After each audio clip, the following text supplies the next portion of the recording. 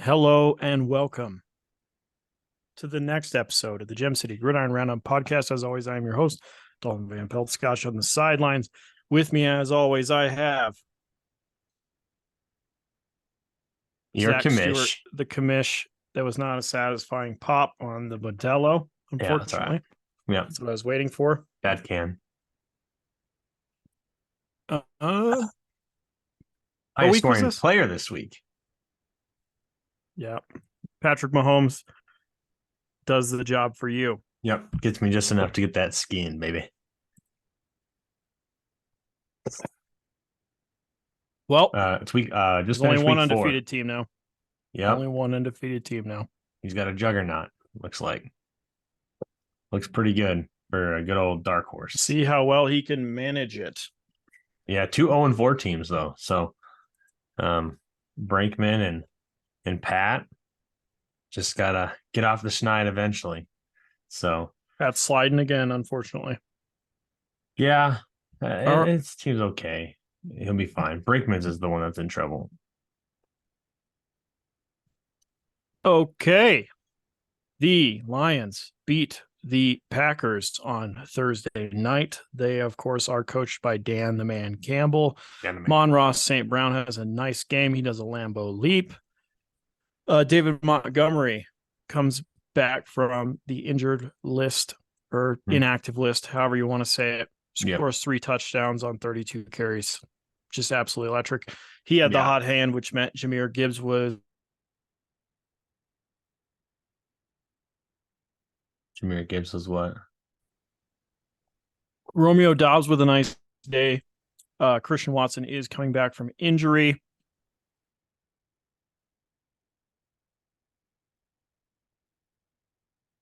Yes. What about Christian Watson? Dalton. I have connection. What's going on? Hello. Hey, I just switched over my internet. I just switched over my internet connection. So, okay. business line, here. Right? You switched to the business line. Yep. Sorry. Yeah. Last thing I heard was that Christian Watson. He is dealing with an injury. He's coming back, and it looks like Romeo Doubs was the only one who could get open in this game. Yeah, Christian Watson, he did come back. He did score a touchdown in his first game back. Expect him to be, more worked into the offense after, he's had 3 weeks off, had the Thursday game, and then now they got the long mini bye, headed into playing, I believe, Las Vegas next week. So a pretty good matchup for the Packers. Aaron Jones is coming back from an injury as well. Yeah, it was the Lions show. Dan the Man and the Lions. Fun to watch, as we've always talked about this year, that they're just fun to watch. And next week they get Jameson Williams back. They changed the NFL gambling policy. So all those players that were suspended for 6 games are reduced down to 4. So those folks are back, including Jameson Williams next week. It will be interesting to see how he's integrated in the offense, as the dude has literally not played since he was drafted. No, he played at the end of last year. Very non-noticeable. He caught 1 touchdown. Okay, moving on. The Jaguars actually, despite the score, was an entertaining game. I don't know if it was because it was 7:30 in the morning, and I love morning sports. It's my thing. Yeah. It's perfect Jaguars, for you. London. Oh, yeah. American football in London. Dalton gets to watch a sport in London, and it's an actual game. And they even talked about the Tottenham-Liverpool game from the day before, which I have not watched yet, but there was high controversy, like NFL missed call controversy. I won't dull your evening with it any further, Zachary, but for those who are interested, that was quite a game. I'm going to watch it tomorrow morning. Nice. All right. Calvin Ridley finds the end zone. The Jaguars were pretty dominant. Trevor Lawrence looked pretty good. He got the post-game interview. Christian Kirk was mixed into the offense a lot. Mm-hmm. It looked like, he's one of those receivers we talk about talking in the media and being hungry, and they fed him.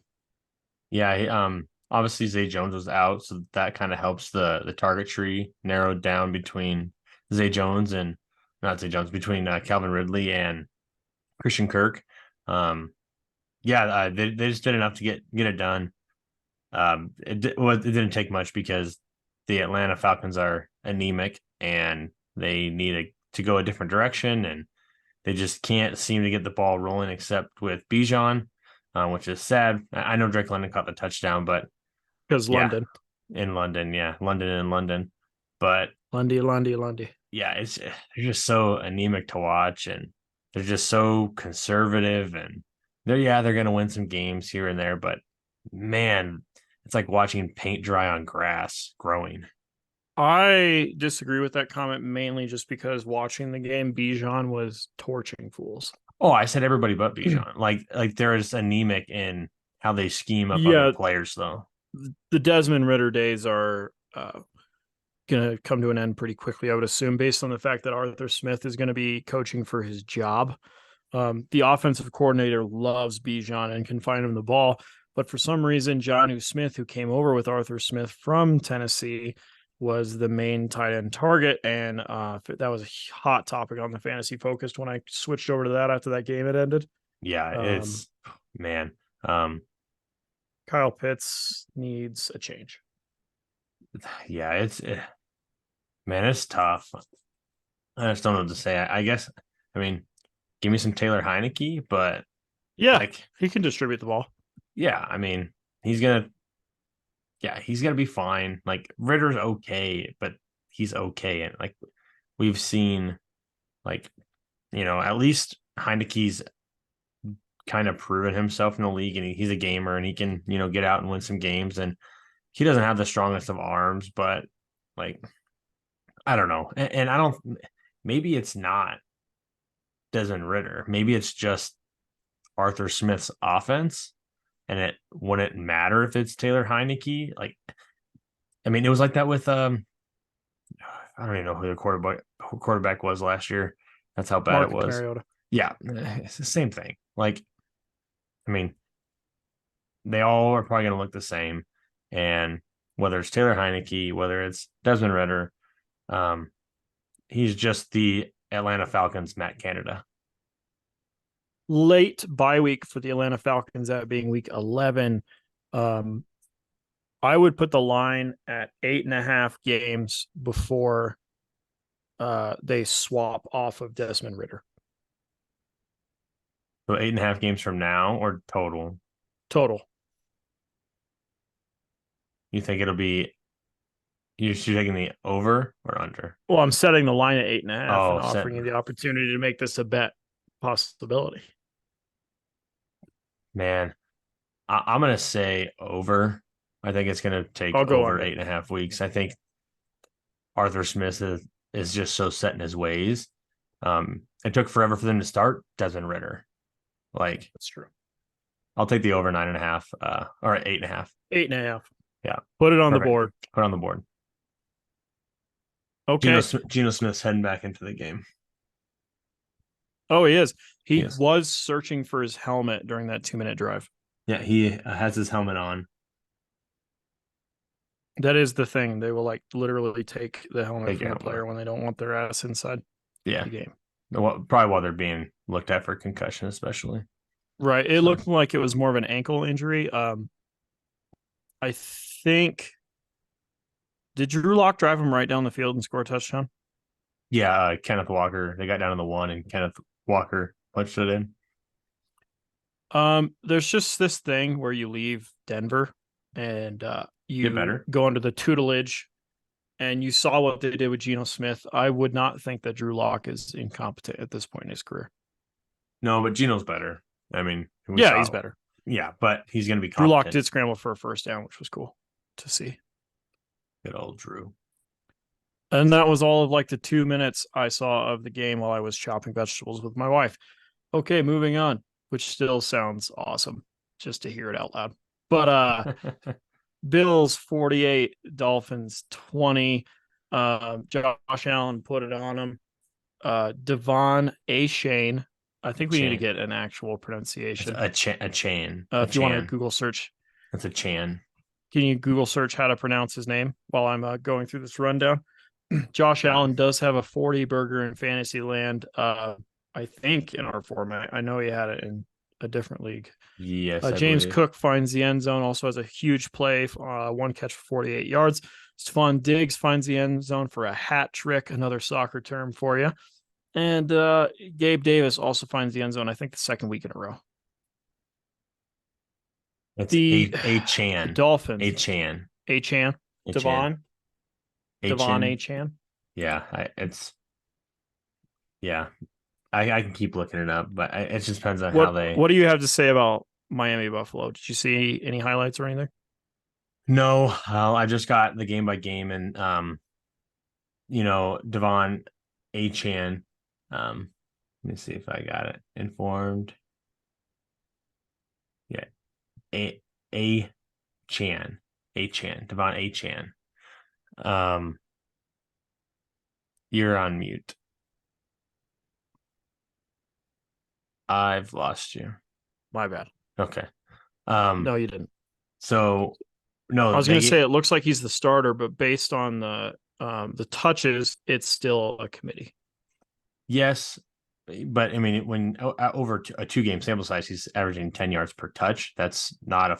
I mean, it could still be a little bit of a fluke, but he's getting touchdowns. He's getting touches.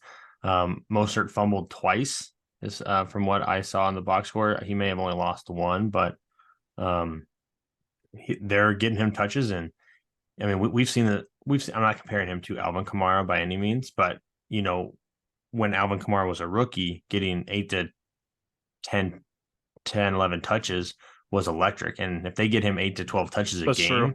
It's going to be behind Mark Ingram. Yeah. And so, especially in this offense, the high scoring offense, fast, and the spacing that they have, like, people can feel comfortable throwing him out there. I'm glad he's on my team at least.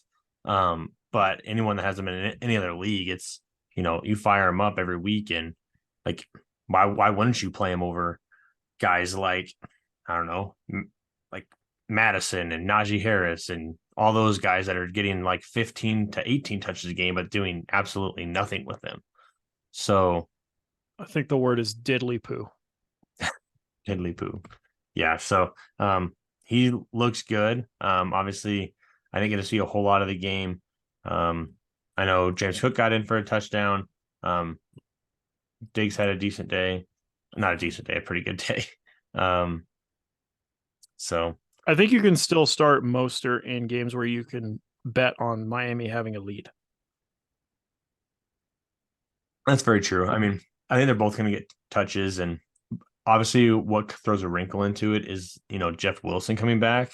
So we'll kind of wait and see what that looks like coming back from IR in the next couple of weeks. But obviously he's going to be a change himself. of pace for both of them, I think. Yeah, obviously he's earned like a good amount of touches just based on the performances he's had in these 2 games. Will it last? I don't know, but we've seen crazier things happen in fantasy. Okay. I think that the Miami offense is just fine, and the Bills are just finally, getting in rhythm. Yeah, when Josh Allen has more touchdowns than incompletions, watch out. The Dolphins' red zone efficiency must just be top of the league right now, based on how many rushing touchdowns they've gotten. Yeah, they're so good, but they've also scored a lot of long touchdowns. So yeah, speed. Speed kills. Vikings save themselves from sure misery and being out of the postseason already, because I don't think there's ever been an 0-4 team reach the postseason. Vikings take care of the Panthers. Bryce Young does come back, has an okay day, manages the game. Chuba Hubbard and Miles Sanders split the load. Sanders was banged up going into this game. Terrace Marshall Jr. and Adam Thielen combine with the most amount of, they don't combine for the most amount of targets, but they both see a good amount of target share. Alexander Madison is averaging very low amount of yards per carry, but they are force feeding him the ball anyway. Justin Jefferson is the best in the league. Yeah, Justin Jefferson is just an animal. The top 2 picks in fantasy are showing you why they are the top 2 picks in fantasy. And maybe people would go back and flip it, if they'd go Christian McCaffrey over Jefferson. just based on the running back market, but both of them have proven like Justin Jefferson deserved to be the number one player off the board, and he's just going in and week out and just destroying folks. Like I saw he has, I don't know, he's got the most receiving yards to start a career, and it's not even close. Did he get that record? I know that was something he was chasing. I believe he did. And his first, I mean, it's only been he's not even through his third season. So it feels like he's been in the league forever. I know he's just been dominating. So the Denver Broncos bury the Chicago Bears, who will have a top 7 draft pick put it on the board. The Broncos? No, the Bears will have a top 7 draft pick. They're going to have two top 7 draft picks. Oh yeah, I saw the stat that if the season ended today, they'd have the 1 and the 2 pick, and then there was Caleb Williams and Marv Harrison Jr. Yep. Yeah. Justin Fields does have a very nice day in Fantasyland. Khalil Herbert takes control back over the backfield, and DJ Moore, another one of those hungry wide receivers, gets time to shine. Cortland Sutton finds the end zone for the 3rd week in a row, I believe. Sorry, I'm pulling up Justin Jefferson's career stuff. That's all right. I am still looking if he has scored 3 touchdowns Justin in the last Jefferson 3 games. Yes, he has. 2 this week, 1 last week. Cortland Sutton. Yes, I believe he has. Why is this stat so hard to find? Jesus. Yeah. I think it's 3 touchdowns in a row because it's the only thing that's been saving his stat line so far. Which I sat him in multiple leagues because eventually regression to the mean he's going to stop scoring touchdowns, maybe. Scratch it. Justin Jefferson's in his 4th year. That's my bad. In a very unwatchable game, I would assume. However, it was not on my local broadcast network. Baltimore Ravens 28, Browns 3. The Ravens are on pace to win this division. I think the Ravens will win that. Dorian Thompson-Robinson, the stud of the preseason, throws 3 interceptions. He's sacked 4 times. I bet you it just looked like he was running around with the chicken with his head cut off in the backfield. Jerome Ford isn't able to do much, but when you have no threat of pass over the top, you can just throw that safety in the box. So it doesn't even matter. You don't even need him. Lamar Jackson has a very efficient day, but once again, it almost looks like they are saving him. Like they're scared of the wear and tear. They signed him to a big deal, right? Signed who now? Lamar Jackson. He was signed to a big deal? Correct. Okay. It seems like they're trying to save his legs in the games where they don't need to force it. Yeah, and I think that's kind of what happened. The Ravens have not faced a test yet. Yeah, they don't have to face a whole lot of tests in that division. A barn burner in Indianapolis. The Rams beat the Colts in overtime with a Puka Nacua touchdown from Matthew Stafford. Anthony Richardson has a huge fantasy day. Zach Moss does not get involved in the passing game like he had recently, and neither did Michael Pittman, which was very disappointing for fantasy owners. Puka Nacua and Tyler Higbee are the 2.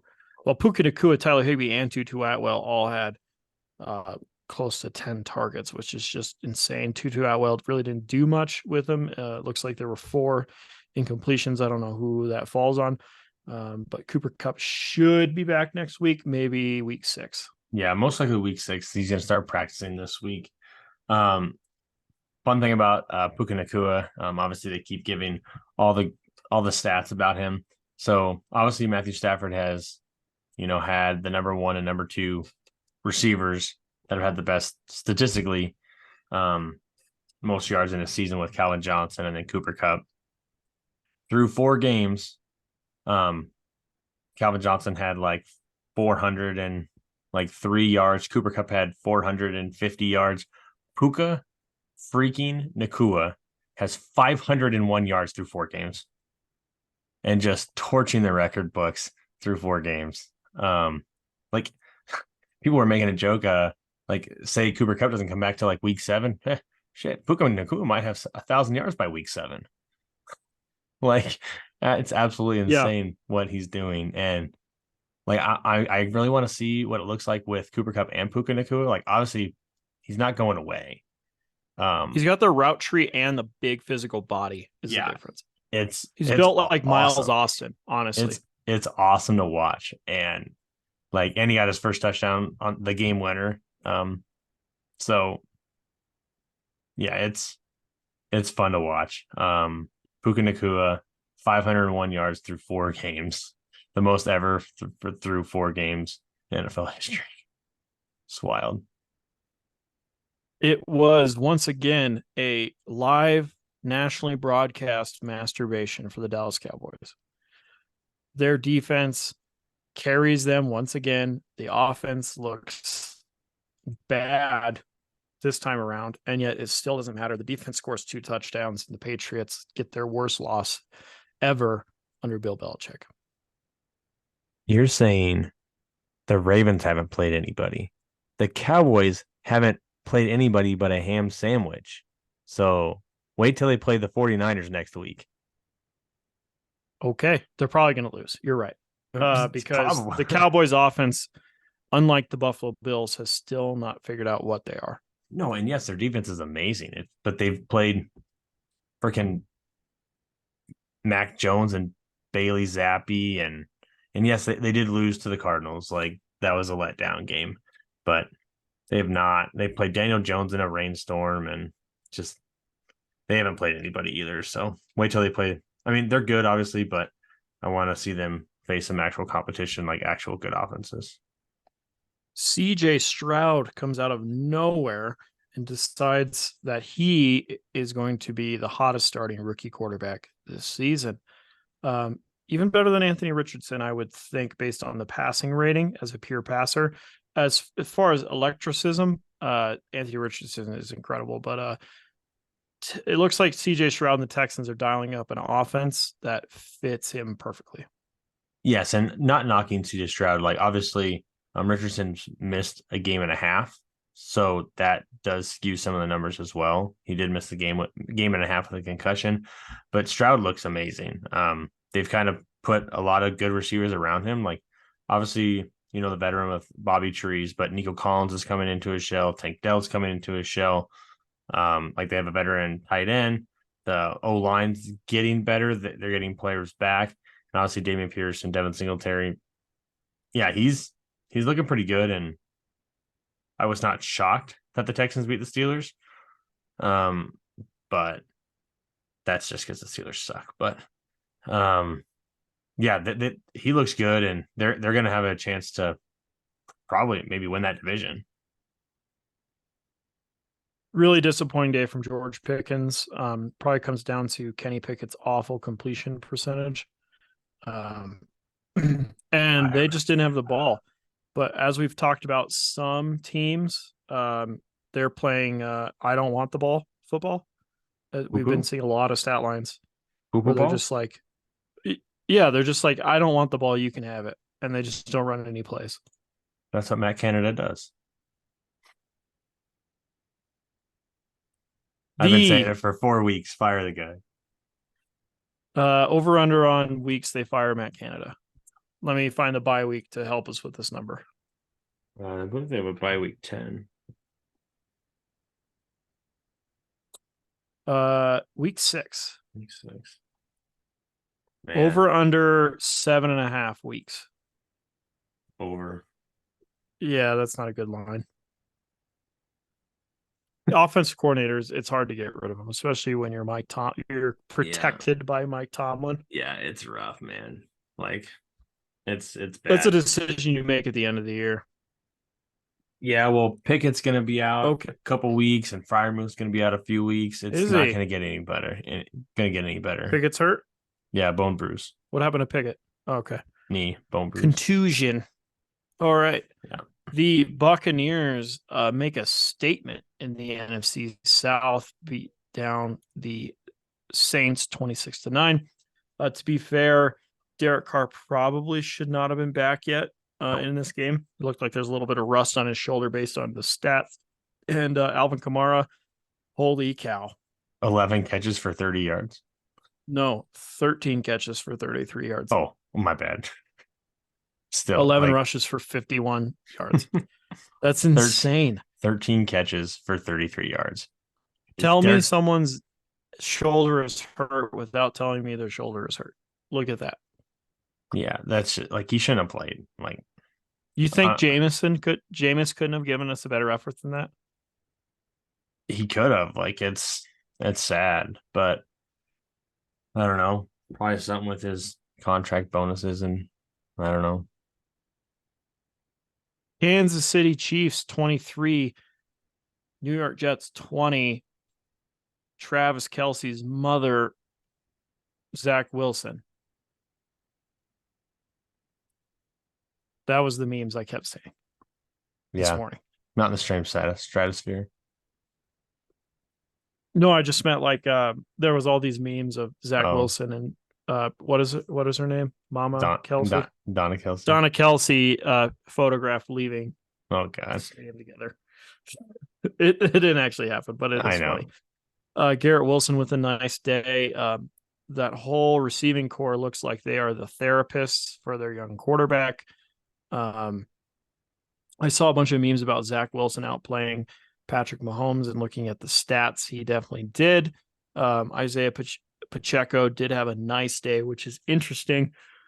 I would like to see the stats on how many of these yards came in the first half as opposed to the second, because we have always talked about the Jets having an awesome defensive line, so I'd assume they got worn down over time.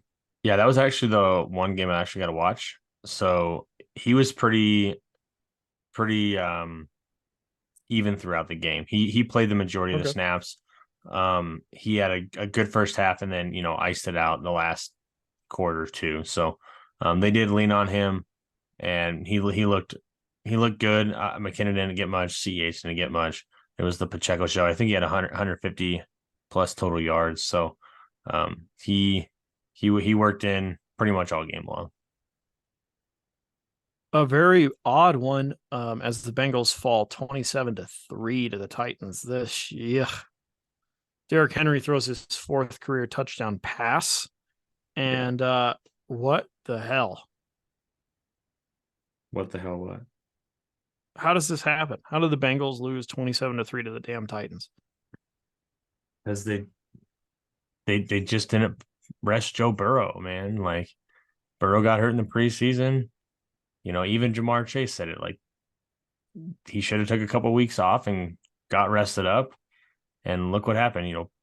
Plays in the first week of the season and nicks up the calf again, and now he's not healthy. Now you can't shut him down, and now you're 1-3, and you're behind the Browns, and you're behind the Ravens in the division, and now T. Higgins has broken ribs, and now it's like the season's over. Like, I mean, it's not quite over. They still shot a wild card. Yeah, they do, but like Burrow's got to get it going. And I was listening to a podcast earlier. They were talking about Joe Burrow's never had a true offseason. Rookie year, COVID. Second year, coming back from torn ACL. Third year, emergency appendectomy. This year, calf injury. So he has never had a full preseason to like be ready to go. And yes, they do get it going. So it's going to take some time, but their window's closing. Like it would not surprise me if T. Higgins is traded by the end of the year, if they're not in playoff contention, because he's up for contract. So they're not paying him because they got to pay Jamar freaking Chase. So I don't know what they're going to do. So yeah, they're in a world of hurt right now. They're not playing very good. Joe Mixon's not looking very good. All these older running backs are just kind of, and maybe it's just because like they don't have to rely on Joe Burrow right now, and they can just kind of focus on Mixon.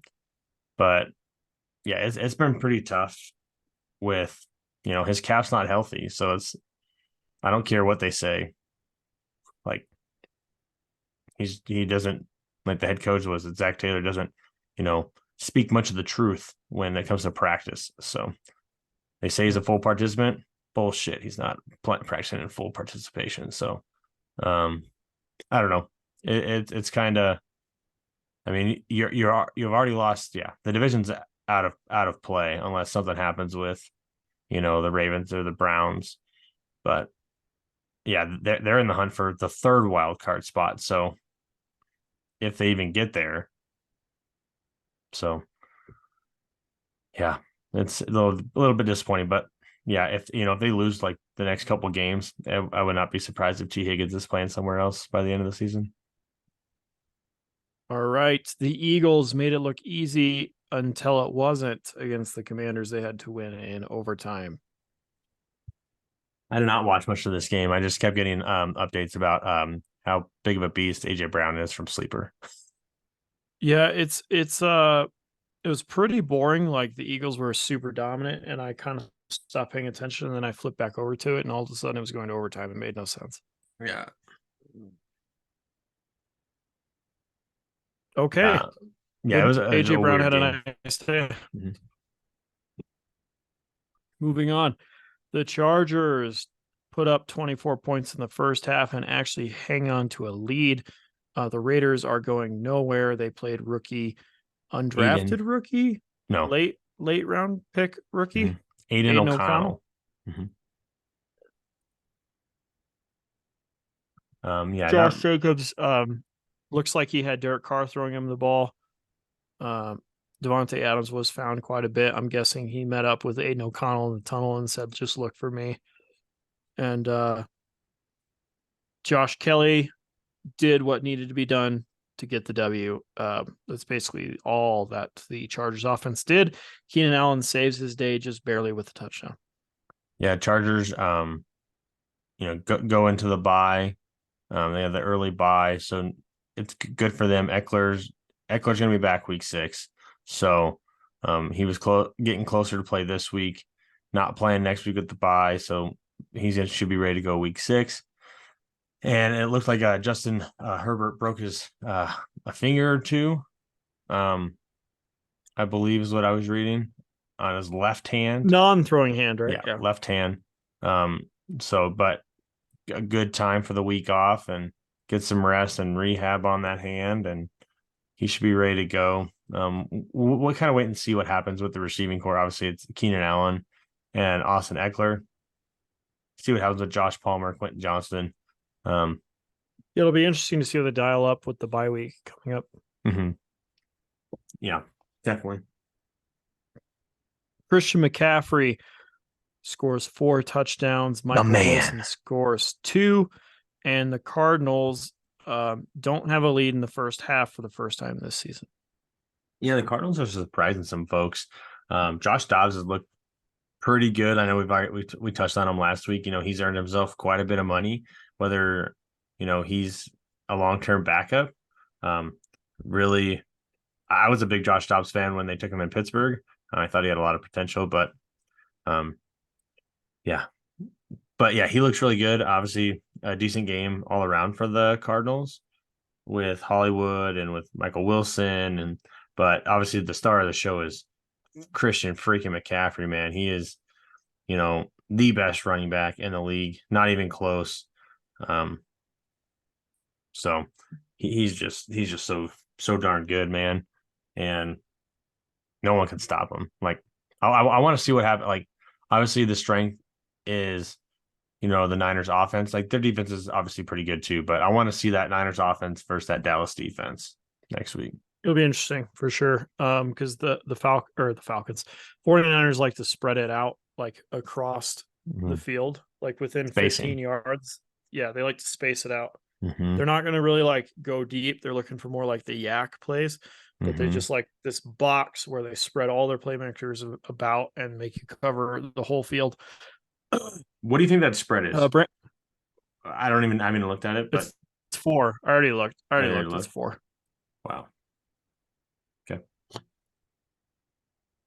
Brandon Ayuk with the nice day. Deebo Samuel was a backup running back to Christian McCaffrey, and also just like a phantom injured list. Yeah, they probably just, Like he was he should injured, have just but been inactive, but it was it was just phantom yeah, active. the threat of him. Yep. I was gonna look at some injuries. We already touched on Kenny Pickett, who is going to be out, which means who was Mitch Trubisky's like go to? Wasn't it Deontay Johnson? It was Deontay, yeah. And But he's Deontay, injured, yeah. he's on IR. He should be back in the next week or two, but yeah. It's George Pickens, Allen Robinson, a bunch of puke. Probably an uptick for Allen Robinson with Mitch Trubisky. Most likely, yeah. Calvin Austin too. Calvin Austin might be doing okay with Trubisky. So yeah. And then Freiermuth is out as well. So looks like he pulled a hammy. Okay. Jonathan Taylor, it will most likely be back in week 5, which is big. In the past, we've always seen running backs gain in yards per carry, but get knocked back in red zone touches with a rushing quarterback. Yeah, so we'll kind of see, but I mean, Zach Moss has obviously had a good couple games. So, granted, he's played half those with like 1.5 games with Gardner Minshew, 1.5 games with Anthony Richardson. So we will have to just wait and see what that looks like this upcoming week. So I don't know. I still think that he might get traded, but I think it will be an all Jonathan Taylor show the first week he's back. A, because he's basically a rental, so they don't have to worry about hurting him. And or B, because they want to trade him, so they're going to showcase him. Mm-hmm. Yep. Yeah. Let's see. Yeah, I don't know. Saquon Barkley might be back for next week. Mm-hmm. And that's basically it that I can find there. Let's get to the matchups that mattered. Prior, 1 second. I want to we were talking about Justin Jefferson. Yeah. Justin Jefferson has the most receptions, most yards in his first 3 seasons with 4,825. So that is his through 3 seasons the most. The NFL receiving record through 4 years is Michael Thomas. Randy Moss. Oh, Thomas. Michael Thomas, 5,512 yards. So, what? Touchdown Seahawks. I forgot that I didn't take the Seahawks with the spread. I took the over, but it's still good that they scored a touchdown. So, who scored the touchdown? Seahawks defense. Oh, fuck. Okay, that doesn't help. No, that doesn't help me. So Michael Thomas was 5,512 yards. Justin Jefferson through 3 years and 4 games has 5,368 yards. He's going to break this in 2 games. So he's 3.5 seasons. He's going to have the record for 4 years. So this dude's unstoppable. So now we get to the matchups that mattered. I had one of my worst fantasy performances in recent memory. I don't know. You remember the first half of last year? That was pretty bad. Yeah, but in an individual game, I don't really know what the solution is, as there really is not very much help on my bench. Could use another receiver. Who knows? You know what happened to your team this week? What's that? Christian McCaffrey and the Cowboys defense. Yeah, that's true. That was 48 points, which was 67 over points. half of what I scored. 67 points. No. Oh, sorry, I was looking at Purdy. So 48 and 27. That's what happened. Yeah, 70 some points. Yeah, that's yikes right there. Okay, moving on. But Garrett is now the lone undefeated team. Yep, he will hop into will stay put in the 1 seed. And I think I will actually stay put in the 2 seed. I'm not 100% sure. We'll have to see tomorrow morning. Sackett gets his second win on the season, knocking off Drew. Had a nice start. He falls to 2-2. A lot of the teams who were successful in the first 3 weeks had rough weeks. This week, I don't know what the hell is going on with that, but it's just regression to the mean, probably. Yep, Sackett gets it done with obviously David Montgomery. He threw him in last minute as he needed to, so he gets the big 34-point day, which is hilarious because he got 1.2 from Kareem Hunt. Yeah, I know it averages out 17 per each bag. He might get Saquon Barkley back next week, maybe. Maybe. Okay. Maybe not. Moving on. This one still has some action in it, but it is, for all intents and purposes, over. Blaster moves to 3-1, knocking Lean down to 2-2, and all is right in the world. Yeah, he's still got Justin Jefferson and Puka Nacua, so you never know. Yeah, just a down day for him. Obviously, Blaster gets the nice day from Fields and Nico Collins in the lineup. Love it. That's awesome. So good for him, and a nice Pacheco day. So good job, Blaster. Ripping off some wins for 3-1. I still think you'll be ahead of Blaster though. Lean yet back. Then Nico Collins mattered too. It did.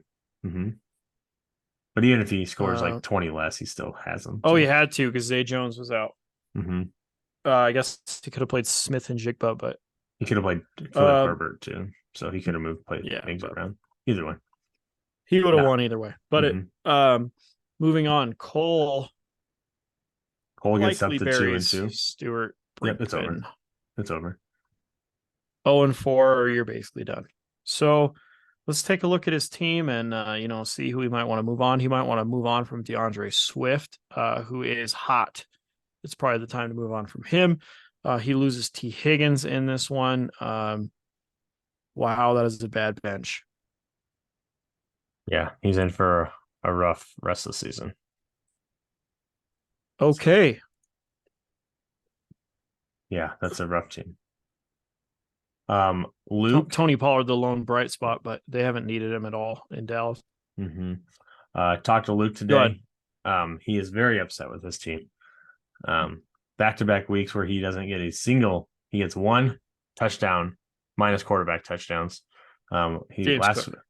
James Cook this week. Everyone else, no touchdowns. Last week he had 1 touchdown from tight end, and that was it. So he's had back-to-back bad weeks. Luke falls to 1-3. Heath jumps to 3-1. So Luke's having a hard time with Joe Burrow not producing, Jahmyr Gibbs not getting a lot. He's losing Pat Freiermuth. Yeah, he's told me he's putting Burrow on the bench for a little bit as he's got CJ Stroud. Since he picked him up last week, so he's going to ride CJ Stroud for a little bit until Burrow gets healthy. Yeah, he's got to figure something out. So that's rough. Heath gets it done though with a big day from Mark Andrews. That helps. Go ahead and break down your team. Yeah, take out the shovel. The skins win this week goes to none other than your commish, 167.22.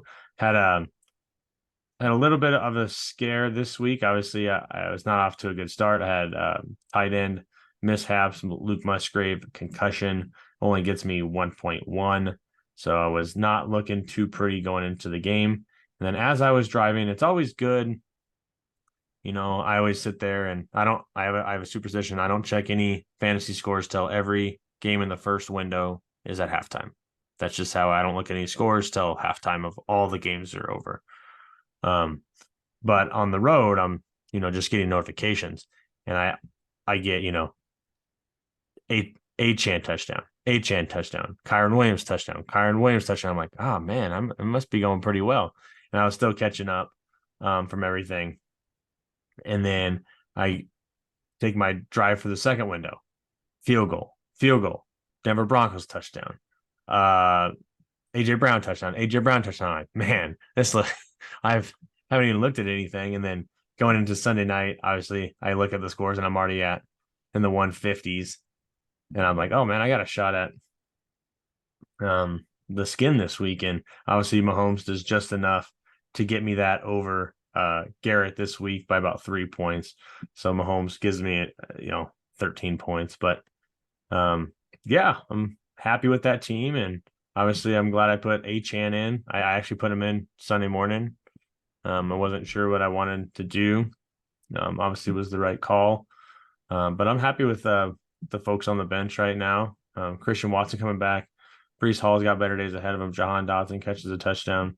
So I'm looking okay right now. But never would I thought Kyron Williams and Jerome Ford and Achane would be my starting running backs, after drafting Breece Hall and J.K. Dobbins. So you kind of have to.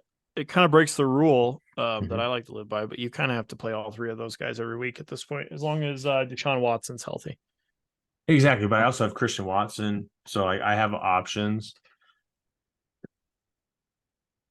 So we just gotta kind of wait and see. And obviously, when bye weeks start happening, like I believe the Browns are on a bye next week for sure. Next week is Chargers. Browns are also on a bye. Okay, so it's Browns Chargers. Browns Chargers. So and then the week after that will be Jacksonville because they're still in London. They stayed in London because they play next week at Tottenham Hotspur Stadium in North London. Man, people must hate Jacksonville if they send him to London for 2 weeks. Well, you see, Shad Khan. He owns the stadium, I know. I believe he's from London. And he owns Wembley, doesn't he? No, absolutely not. He owns the Fulham football team in London.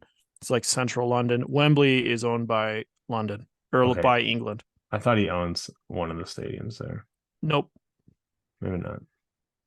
He owns Craven Cottage. Yeah, what do people do with lots of money? They just buy football teams, American and English.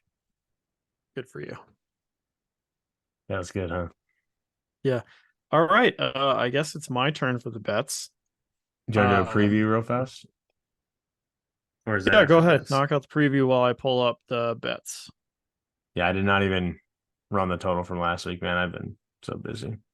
Oh, I don't even remember either. You wrote it down though, yeah? I did. Well, no, it's in the podcast feed. I didn't write it down. I'll have to go back. I know one of them was the Bears one. I think I took the Broncos 3.5. So. Oh, so I won that one. Or was it plus? It was plus, pretty sure. Because it was in Chicago. Oh, yeah. Yeah, because I took the home matchup in Chicago. I think we had Lions Packers. Yeah, going in, I'll go through the tape and I'll get better, and I will give us a update after this week's bets with the full rundown. Okay. Are you go ahead and give the rundown, and I am ready with the bets. We have the 2-2 Kamish Goodell boys taking on 2-2 Drew. We have the 3-1 Blaster taking on the 1-3 Luke. We have Heath, the 3-1 Heath versus 2-2 Lean. Ooh, and we got the battle of the 0-4s. So someone will drop to 0-5 and basically be out of playoff contention. Patrick versus Brinkman. And that will be one to watch. Yep. And Patrick's got Josh Kelly, Eckler, Deshaun Watson, and Njoku, and Metcalf all on bye. So Seattle's on bye also next week. So that'll be 2 0-4s. And then we have the 4-0 Dark Horse versus the 2-2 Cole Smiths. And then we have a rivalry game. The Louis L'Amour 2-2 Sackett versus 3-1. Which I have been victorious in the last two. Yes. Which historically has been insanely dominant on Cody's side. Yes. So that is the only rivalry coming up next week, which would be Sackett versus the back-to-back champ. Okay. I have the bets. Yep. First one, Baltimore -4.5, Pittsburgh. Yo, I lost you there. Hey, yeah, you did. I don't know what happened. Neither do I. Just shut What off. was the last thing you heard? I heard Baltimore -4.5 against Pittsburgh.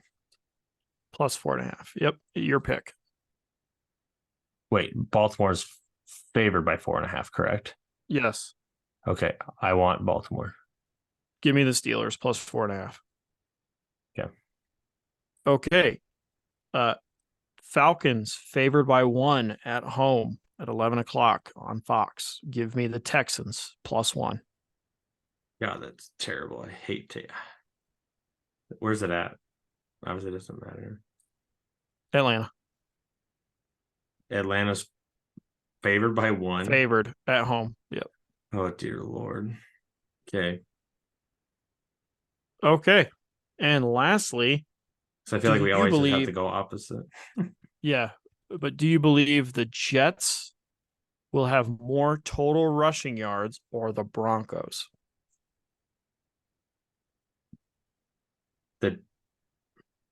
The Jets. Or are they playing each other, You right? will take, yeah, they're playing each other. Okay. Yeah, I will take the Jets. More rushing yards. Give me the Broncos. Total rushing yards, not just by running Total backs. rushing yards. Correct. Total. Okay. That does not count towards sacks, correct? No. Okay. It's just rushing yards in the box score, team rushing yards. Perfect. I will take the Jets. Okay. Because the Broncos can't stop. And we will be better. We will be better about writing these down, and Yes. we'll tally them up. We do have a season-long bet, which is Desmond Ridder. How many starts he's going to have? Yeah. Or what week? We said what week are they going to yank him? Yep. Yeah. All right. That is it. Good luck in next week's matchup.